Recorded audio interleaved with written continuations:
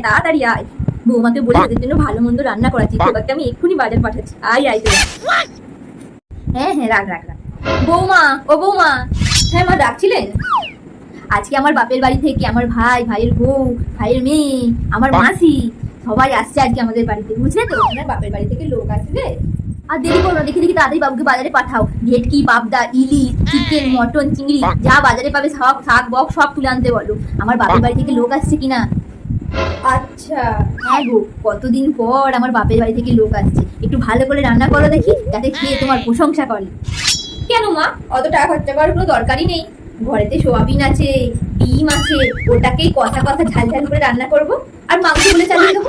লোক আসছে, ওদেরকে আমি সোয়াবিন খাওয়াবো? যত বড় মুখ নয় তত বড় কথা। আমার বাপের বাড়ি থেকে যখন লোক এসেছিল তখন তো আপনি সোয়াবিনটাকে মাংস বলে চালিয়ে দিয়েছেন, তাহলে আপনার ভাইয়ের বাড়ি থেকে, আপনার বাপের বাড়ি থেকে লোকজন আসছে, তাহলে সোয়াবিনটাকে মাংস বলে